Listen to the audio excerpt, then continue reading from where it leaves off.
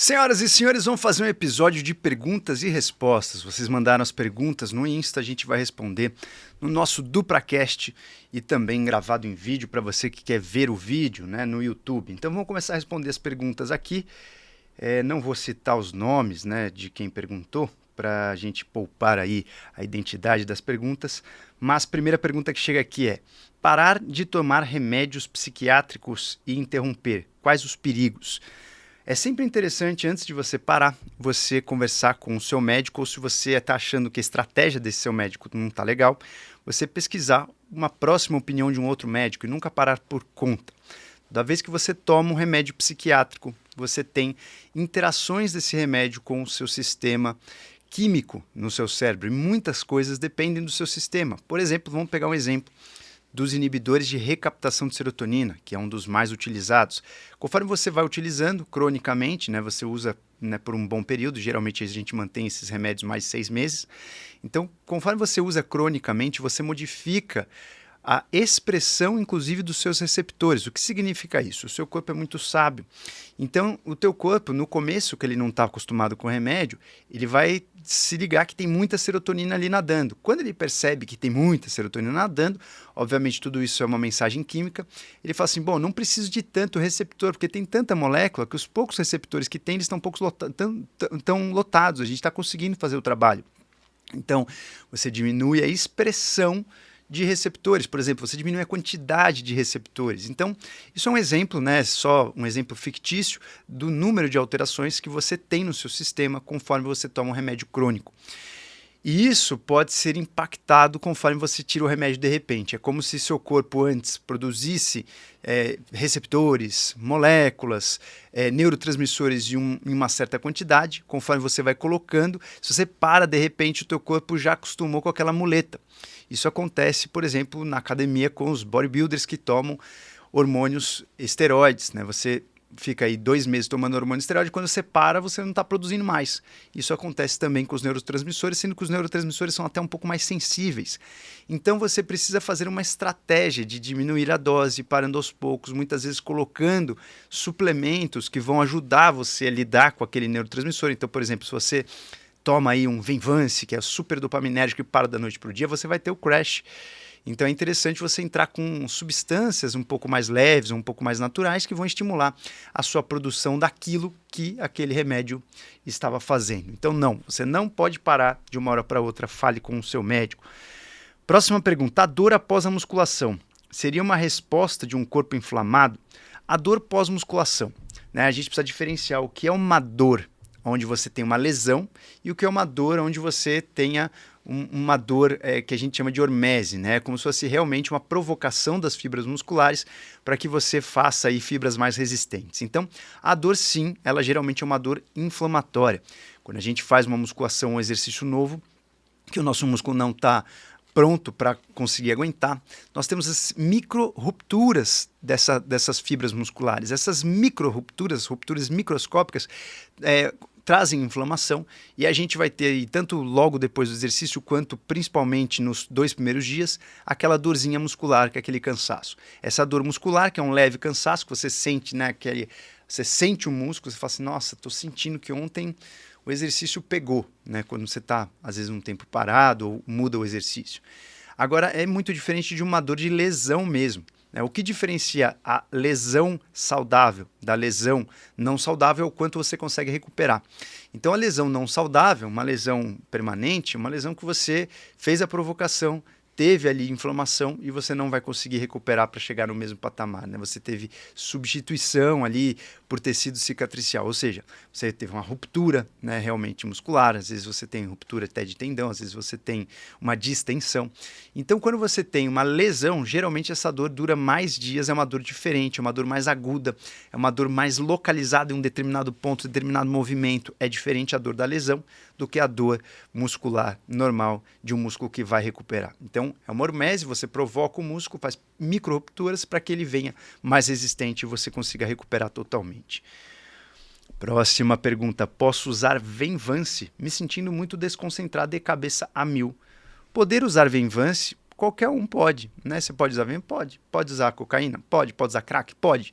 O que vai diferenciar a sua pergunta é, isso vai me fazer bem? E aí, para dar essa resposta, eu precisava aprofundar um pouco na sua vida, né? O que você precisa, quanto tempo você vai usar, para que você vai usar, como está a tua produtividade. Você vai usar para alguma coisa que vai fazer diferença na sua vida ou simplesmente porque você está se sentindo, né, um pouco desfocado? É claro que é muito difícil uma pessoa com informações superficiais, né, com uma mera caixinha, responder para você essas perguntas. Então você precisa aprofundar ou delegar isso para algum médico que você confie para aprofundar nessa questão. Será que realmente você precisa do Venvance? Ou será que você precisa de um descanso? Ou será que você precisa de uma rotina melhor? Ou será que você precisa de uma melhor alimentação? Ou de alguns suplementos? Né? Ou usar, de repente, cafeína em dias alternados, uma dose um pouco maior? A gente precisa investigar com calma. Sei que o Venvance é como se fosse a última linha, né? Você dá o tiro, uma coisa é você dá um tiro com uma arminha de chumbinho, depois você pega um 38, depois você pega uma arma um pouco mais potente automática, depois você pega uma espingarda, depois você pega um fuzil, depois você pega uma metralhadora que está lá no helicóptero. O Venvance é uma metralhadora do helicóptero, né? Você vai ficar aí mais de 12 horas com estímulo dopaminérgico e serotoninérgico. Então, deixe para as últimas vias, ou se realmente aquilo é muito importante, ou se realmente você está se prejudicando muito porque não consegue concentrar, ou porque tem alguma coisa química errada no teu cérebro. Então você precisa fazer esse julgamento ou que algum profissional faça para você. Lembrando que tudo tem seu preço. Aquecimento global é fato ou fake? Eu falei, pode mandar as perguntas mais cascudas. Essa é uma pergunta cascuda mesmo, né? Uma reflexão muito difícil da gente poder assumir algum lado, né? O aquecimento global, ele é fato ou é fake? É muito importante nessas questões complexas você não fazer uma bipolaridade, né? É fato ou fake? Nenhum dos dois, né? Eu sou amante do meio ambiente, eu contribuo com a WWF, com Greenpeace, desde quando eu tenho 15, 16 anos, e eu me lembro quando o Al Gore lançou aquele documentário, primeiro livro, né? Verdade Inconveniente. Eu li primeiro o livro, né? Peguei em primeira mão, e depois, na sequência, quando foi a estreia do filme, eu lembro que eu fui no dia da estreia, no dia seguinte da estreia no cinema, assisti o filme do Al Gore, eu saí desolado, né? Putz, o mundo realmente está acabando, etc. E eu tive que estudar muito a evolução do meio ambiente para começar a entender algumas coisas e para começar a me acalmar com certas angústias e ansiedades. Mas um fato, né, eu não vou aprofundar nessa questão, depois a gente pode fazer um vídeo só sobre isso, mas um fato interessante para você pensar, né?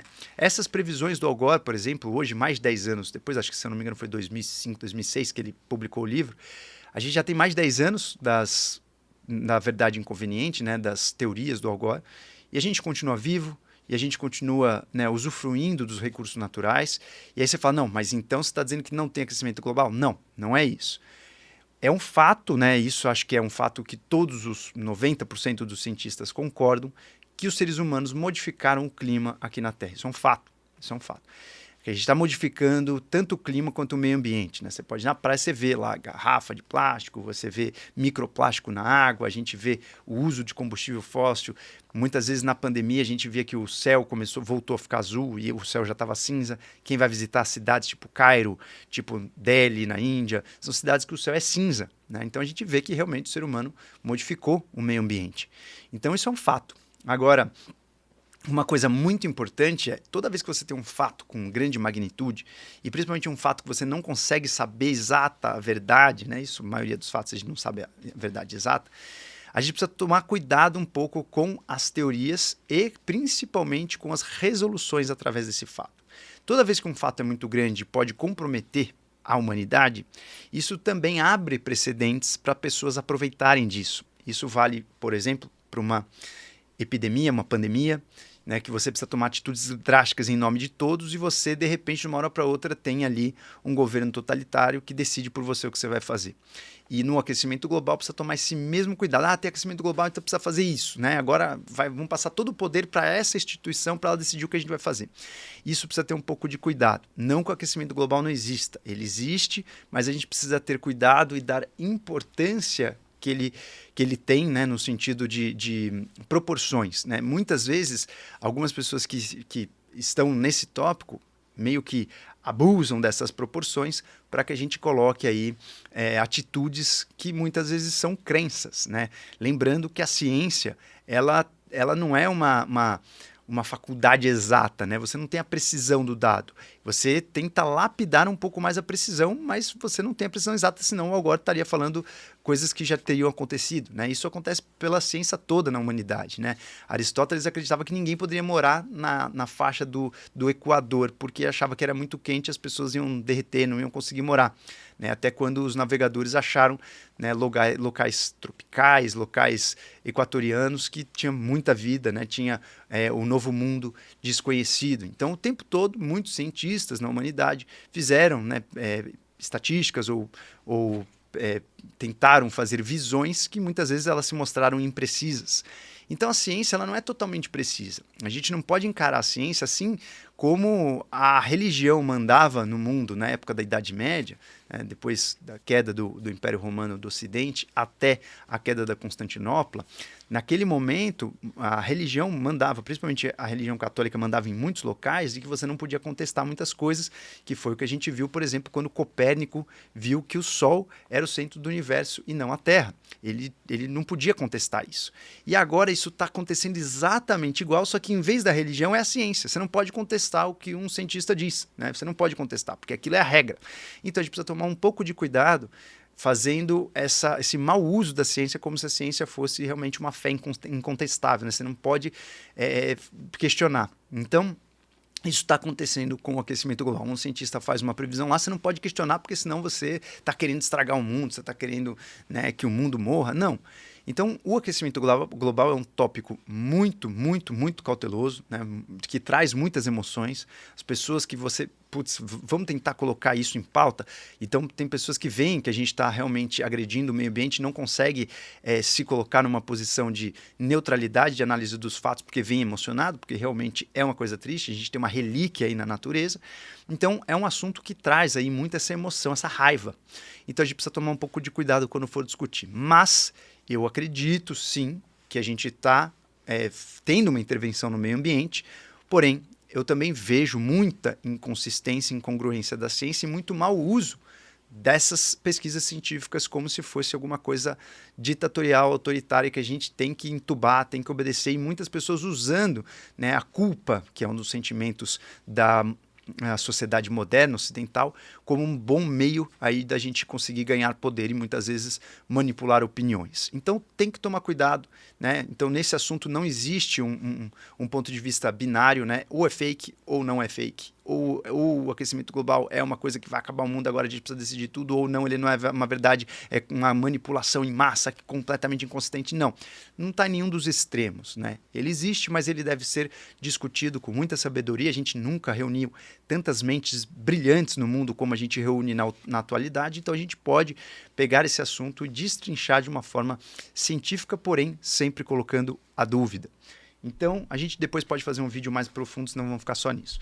O que você acha do uso da psilocibina no dia a dia? Qual é a dose para obter os seus benefícios? Eu não acho interessante você usar psilocibina no dia a dia. A psilocibina, ela tem que ser ritualística. Você pode usar microdoses até ritualisticamente, né? Usar simplesmente microdose para, eu quero ser criativo, microdose. Cara, a gente está fazendo a síndrome da prateleira. A psilocibina, ela te dá visões. Ela, além de ser um stack que vai te melhorar a criatividade, vai ligar no sistema serotoninérgico, ela também tem uma conotação de ritual. Você vai ter aí uma nova concepção, uma nova visão sobre o que você significa, sobre a sua vida. Então, sou completamente contra usar no dia a dia. Eu acho que você tem que fazer de forma ritualística para você absorver os melhores benefícios e ter essa conexão, essa reflexão, né, com esse stack poderoso. E se você usa no dia a dia, aquilo fica banalizado e você vai deixar de usufruir disso, e aquilo nada mais vira do que mais uma droga de apoio. Então eu sou contra. Se você realmente precisa de alguma coisa muito criativa, pontual, que você vai fazer um novo projeto, precisa ter visões, faz de forma ritualística, né? Vai se retirar, vai num lugar com a natureza e você faz o seu ritualzinho, mesmo com microdose, para você ter o melhor da sua conexão. Vamos lá. Comecei fluoxetina, 20 mg, agora uso 80 mg. Estou usando também 30 mg de Venvance e eu comecei o Venvance para emagrecer. E virou um vício, eu parei de vez e veio a depressão. E aí ela teve que colocar fluoxetina. O meu sistema dopaminérgico foi para o espaço, sem motivação, sem energia e com muito sono. A solução: o psiquiatra resolveu acrescentar o Rexulti. O que acha? O Rexulti, ele nada mais é do que um antipsicótico que vai estimular um pouco alguns receptores de serotonina, ele vai ser um agonista de tipos de receptores de serotonina e vai também estimular alguns receptores de dopamina, né? Então ele é um antidepressivo diferente da fluoxetina, que ele vai mexer um pouco com a dopamina também. É uma estratégia interessante, né? Porque você fez o seguinte, você estimulou muito a sua dopamina e um pouco a sua serotonina com o Venvance, e aí você entrou, né, num crash quando você tirou de uma vez, então você estava estimulando sua dopamina, estimulando sua serotonina com o Venvance, você teve um crash, e aí você teve que entrar com um antidepressivo por conta desse crash. Então você teve aí um empurrão da sua depressão com um medicamento, né, com o Venvance. E aí você precisou usar a fluoxetina, só que a fluoxetina mexe só com a serotonina, e a sua dopamina ficou baixa. Então, manteve um pouco do Venvance. Agora, né, com essa estratégia dele, pode ser que uma estratégia interessante poderia ser que ele, com o Rexult, ele fizesse uma estratégia de ir retirando aos poucos o Venvance, diminuindo a dose do Venvance, diminuindo a dose da fluoxetina, para você também ir começando a desmamar e fazendo com que a tua cabeça entre no equilíbrio de novo. Não é fácil. É muito fácil, né, o cara que está de fora julgar a estratégia do colega. Ele fez uma boa estratégia, mas precisa ver como que ele vai tirar isso e como que ele vai brincar com as doses. A estratégia está interessante, né? É claro que uma vez que você desregula um sistema, a mente é complexa, né? Você começa a colocar complexidade. Desregulou um, aí coloca outro para ajudar esse, desregula o outro sistema, vai feito dominó. Então, não dá para eu julgar a estratégia do colega. Eu achei que foi uma estratégia interessante, depende de como que ele vai fazer essa transição de doses de medicamento. Não deixar os 3 de uma vez. Vamos lá. Tomar melatonina diariamente tem efeito colateral? Eu sempre falo isso. Eu não gosto de tomar coisas diariamente, a menos que seja muito necessário, né? Então, melatonina diariamente pode prejudicar? Deve prejudicar, principalmente nas doses que a gente usa, né? As pessoas usam 5 miligramas, é muita coisa.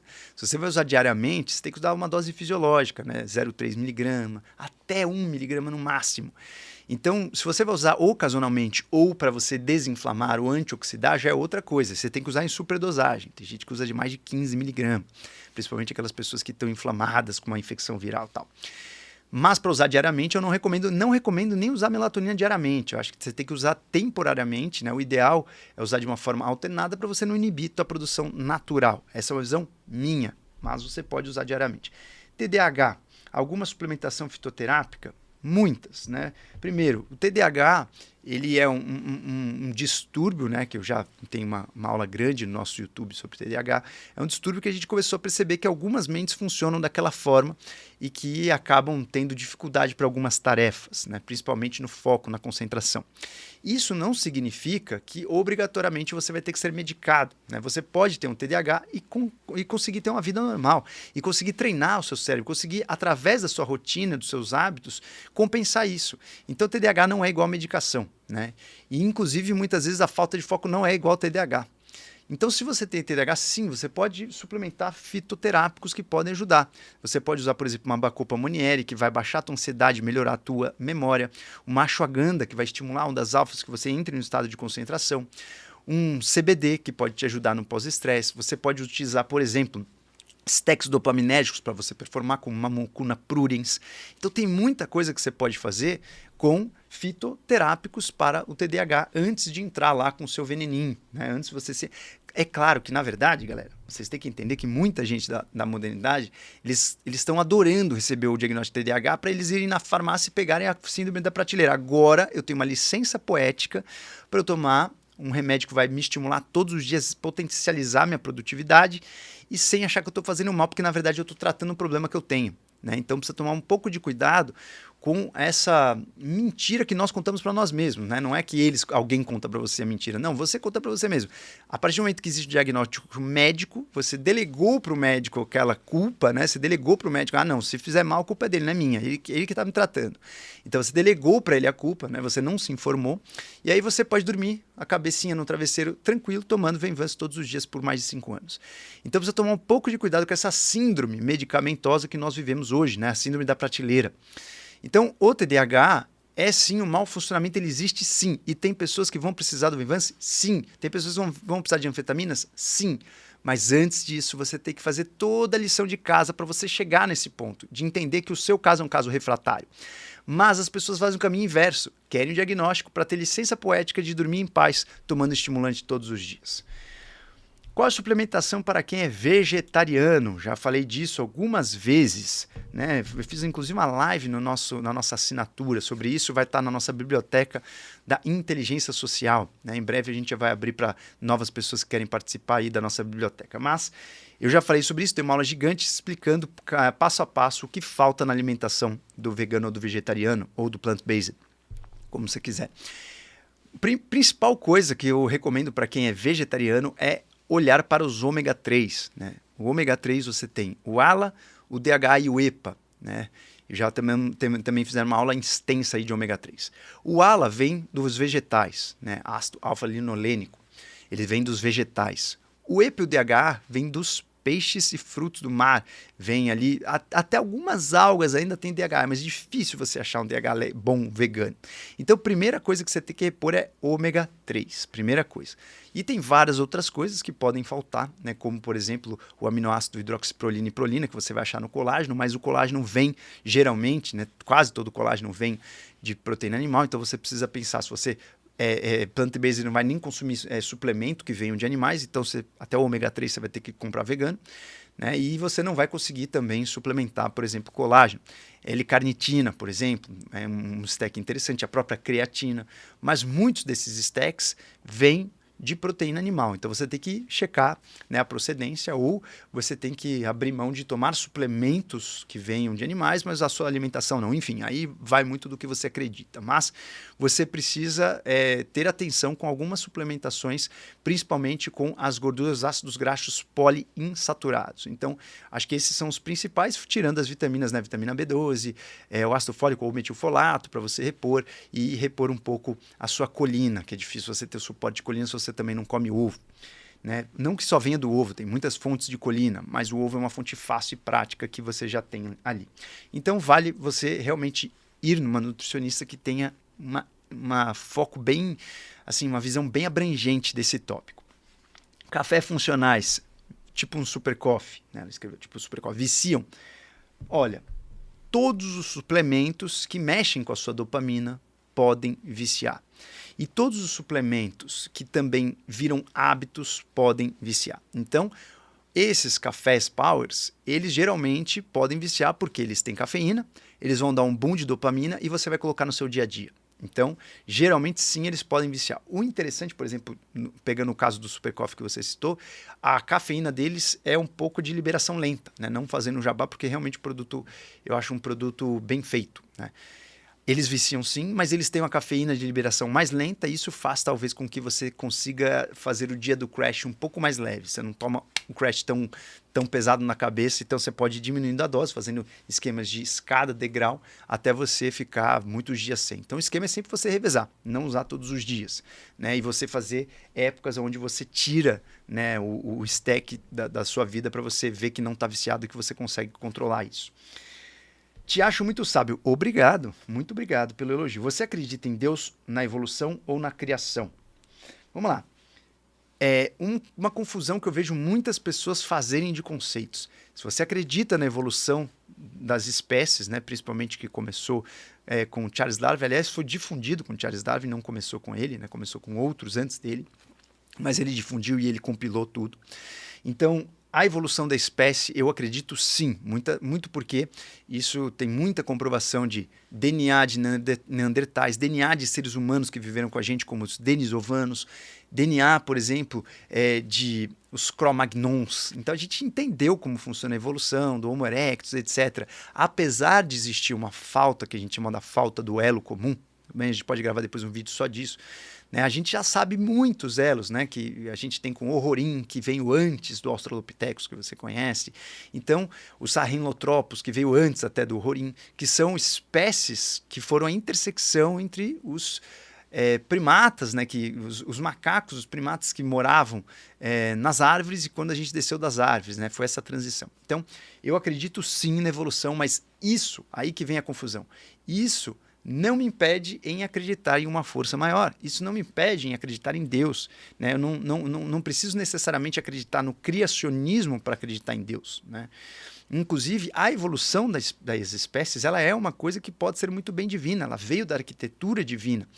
Então, se você acredita numa força maior, ou numa inteligência maior por trás de toda o universo, né? Aí eu não falo nem das espécies humanas, de todo o universo, você pode muito bem acreditar numa força maior, acreditar num Deus e acreditar na teoria da evolução, né?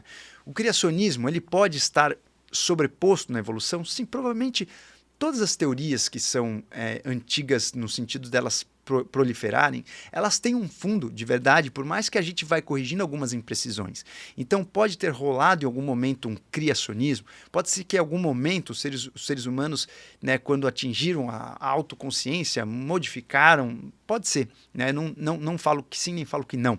Mas o fato é, você pode acreditar na evolução das espécies e acreditar em Deus, né? Você não necessariamente aniquila a presença de Deus se você acredita na evolução da espécie. É mais uma coisa que essa última época científica, principalmente a ciência moderna, abriu precedente para que muita gente matasse, né, a possibilidade de a gente ter uma inteligência maior por trás de tudo, né, com a certa arrogância de que os seres humanos vão entender tudo por completo, explicar tudo e que a gente poderia fazer um novo ser humano com consciência. Mas eu não acredito que a gente vai chegar nesse ponto, até porque eu acredito numa força mais inteligente do que os seres humanos. Então você pode acreditar na teoria da evolução e também pode acreditar numa força maior, numa inteligência maior ou em Deus, como você quiser chamar. E também pode sobrepor muitas vezes o criacionismo, se você quiser.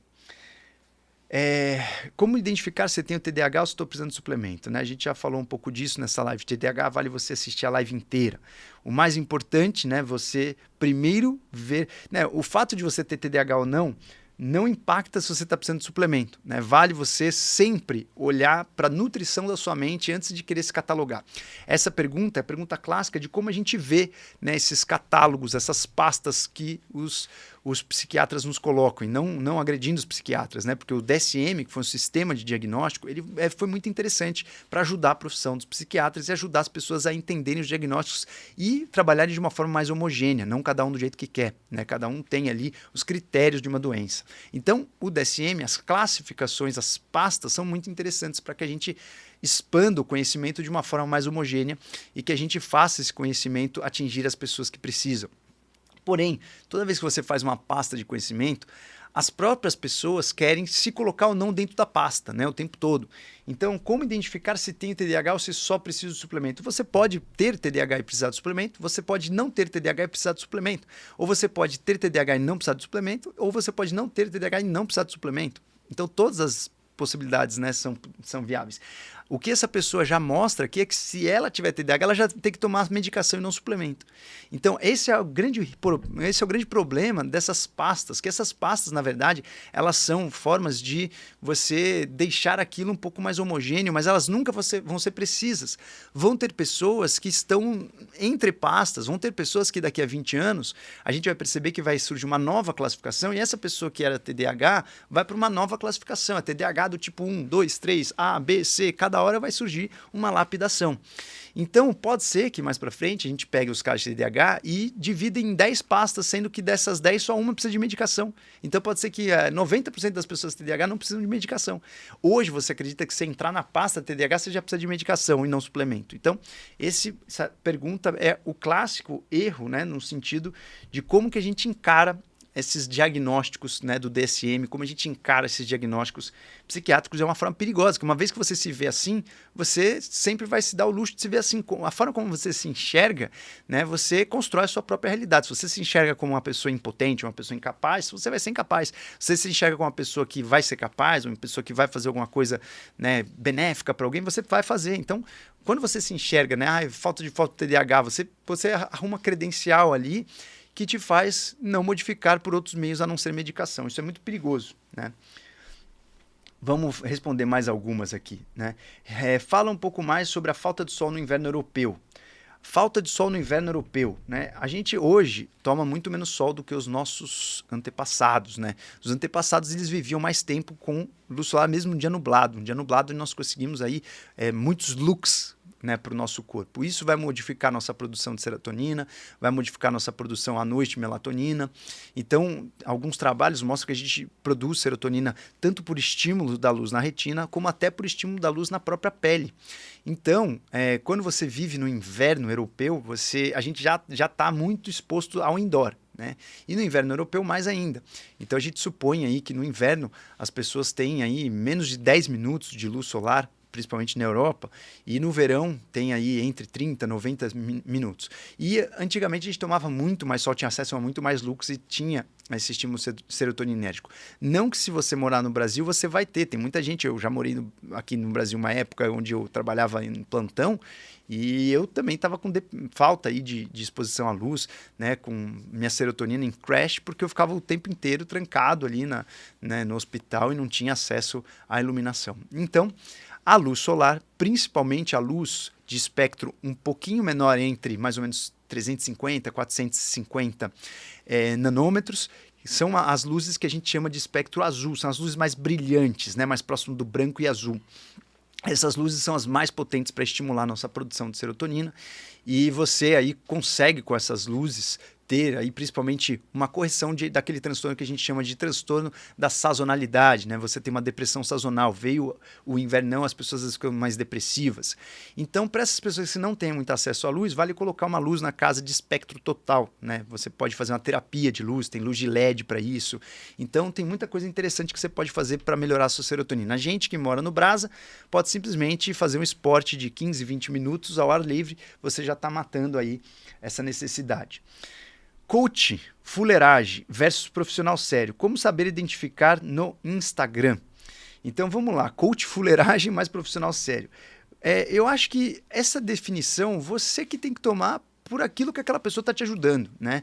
E não muitas vezes pelo currículo da pessoa. Né? Vamos imaginar que você chamou aí de coach fuleiragem uma pessoa que vai falar palavras que são óbvias, mas que elas te tocam e te fazem refletir. Essa pessoa já está tendo uma boa intervenção na sua vida, né? Se ela fala palavras que te fazem refletir, te fazem se sentir melhor, por que não? Né? Ela precisa ter algum endosso, algum certificado aí. Agora, é claro, né? Se essa pessoa te oferece alguma coisa que você sente ali que talvez ela vai mudar sua opinião para uma opinião ruim, ou vai te manipular de uma maneira ruim, ou vai tomar tua grana e não vai te dar nada em troca, aí você dá um passo para trás e muda de caminho.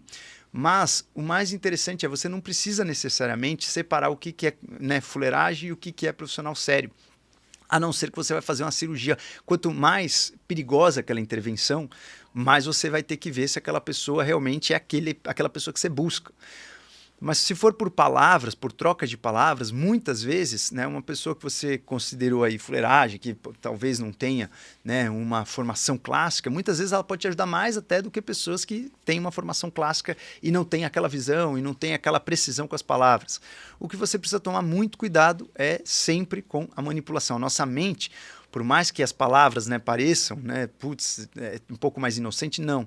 A nossa mente ela é muito manipulável. Então, o mais importante é, ao invés de você analisar o currículo dessa pessoa, é analisar a essência dessa pessoa, a moral dessa pessoa, para onde ela vai te levar, né? Ela vai te despertar realmente para conteúdos importantes ou ela vai te jogar o medo para que você consuma produtos dela, né? Ela vai trabalhar sempre na emoção, batendo na emoção, que se você não consumir aquele produto, você não vai ser uma pessoa feliz, você não vai ser uma pessoa plena, você não vai ser uma pessoa boa, e trabalha através do medo, sempre te colocando, né, aquele frio na barriga. Então precisa tomar um pouco de cuidado com isso. Mais importante é analisar a essência daquela pessoa e qual que é o core, qual que é o objetivo dela, né? E se por um acaso ela está te fazendo bem ou não. Né? Muito mais importante do que você analisar se tem currículo ou não tem currículo. É claro que para algumas coisas você vai precisar ter currículo. Você vai voar com um piloto de avião, você precisa ver se o cara, né, fez o curso, voou tantas horas, senão provavelmente se tiver frente a uma turbulência, uma nuvem ali, o cara vai vacilar. Isso acontece também para cirurgia, isso acontece para profissões que você realmente precisa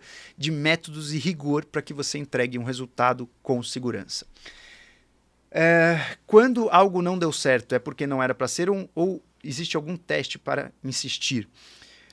Isso é uma pergunta muito reflexiva, muito curiosa. A gente vai finalizar esse episódio com essa pergunta, porque é muito curioso, né? Muitas pessoas falam assim, isso aí não deu certo é porque não era para ser, né? E outras pessoas falam, não, se você não insistir, se você não tiver determinação, você não vai chegar no teu objetivo. Escolher um ou outro. Você vai muito para responder essa pergunta, você precisa ter clareza do seu dharma, do seu caminho, de onde você quer chegar, né? E aí você fala, putz, eu quero chegar ali. E você vê que você tentou fazer alguma coisa e você veio para cá. E você fala, bom, se eu vim para cá, talvez não é para insistir, porque eu tenho que ir para lá. Então, posso desistir disso. Beleza. Agora, essa é uma situação que você desiste, né? Você não tem que insistir. Agora, vamos imaginar que você está no caminho certo. Você está indo para lá, mas você bateu e voltou. Bateu e voltou, mas você está indo na direção certa. Aí você tem que insistir. Você bateu e voltou, mas você está na direção certa. Não que você bateu e desviou e foi para o outro lado. Aí você tem que corrigir a rota. Então, se eu fui claro, você tem que saber onde você quer chegar. Você tem que ter clareza. Isso não é onde eu quero chegar na vida, o que eu quero realizar nessa passagem, não. Onde eu quero chegar na semana que vem, onde eu quero chegar no mês que vem, onde eu quero chegar no ano que vem. Né? Você pode fazer curto, longo, médio prazo. E aí, com essa clareza, você fala, cara, mas isso que eu estou insistindo, tá me fazendo chegar lá ou eu estou desviando a rota? Estou desviando a rota para desistir. Tá me fazendo chegar lá, putz, vamos insistir porque, né, não posso abandonar, ou eu posso, nesse momento, rever a minha rota. Né? Pode ser que eu tenha que desistir e procurar uma outra rota. Mas é muito importante você saber se isso está te levando para aquilo que você quer. Então, finalizamos aqui um episódio rápido de Q&A ou PIR, né? Perguntas e respostas. Eu espero vocês no nosso próximo vídeo. Se você gosta de vídeo como esse, deixe a tua pergunta aqui ou sua reflexão e se inscreva no nosso canal ou no nosso DupraCast. Espero vocês na próxima.